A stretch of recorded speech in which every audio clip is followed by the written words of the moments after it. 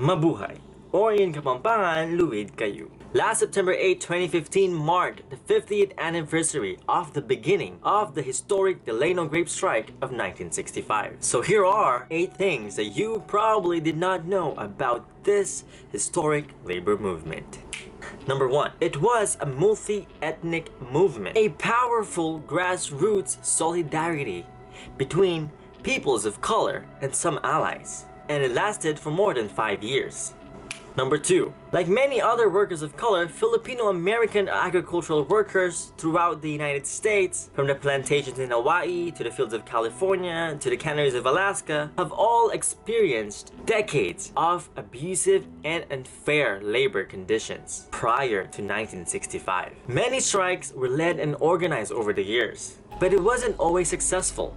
Number 3. In fact, whenever Filipino workers would strike, the growers, aka the wealthy land-owning bosses, would bring in Mexican farm workers to break the strike. And when Mexican farm workers would strike, Filipino workers would be brought in to break it. It's a cycle. For decades, the growers would divide and conquer, pitting one group against another, just to avoid giving workers what is rightfully theirs. But this will all change in 1965.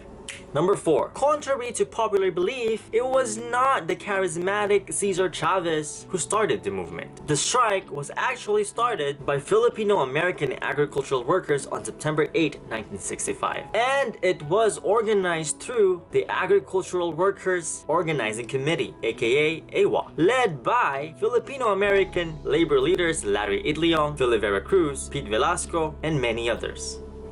Number 5. In fact, when our Filipino-American Manongs approached Cesar Chavez to invite them to join the strike, Chavez was actually reluctant about it. And it was only 8 days later that Cesar Chavez and the Chicano farm workers finally voted to join in the strike, in solidarity with their fellow farm workers. Number 6. Did you know that during Cesar Chavez's hunger strike, Manong Vera Cruz was at the bedside, taking care of Cesar Chavez every single day? As a matter of fact, everyone in the movement, regardless of their ethnicity or cultural backgrounds, gathered together in the historic Filipino Community Hall as one community in solidarity and supporting each other throughout the struggle. They took care of each other, shared countless meals together, especially when the times are rough. Number 7. The success of this movement cannot be credited to one group or one person alone. We cannot deny the fact that it was the spirit and the strength of working together in solidarity that ultimately led to the success of the United Farm Workers Movement. Which is why, as Filipino-American, it is disappointing for me to see the efforts and the leadership of our Filipino Manongs be overshadowed, or worse, forgotten. So, it is important for us, younger generation, to not only remember the Manongs, but more importantly to continue what they fought for and what they stood for.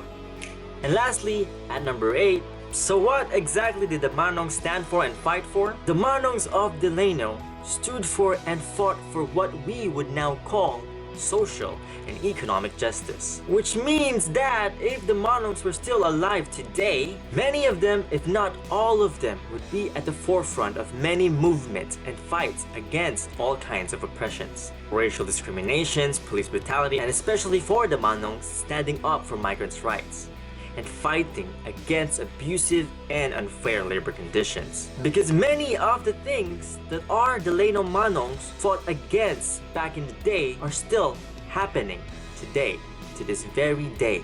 So there you have it, 8 things that you probably did not know about the Delano Grape Strike of 1965. To learn more about Delano, the Grape Strikes, the Manongs, and how you could continue and honor their legacies, check out the links in the video description below. And that's it for me today. Until next time, bye!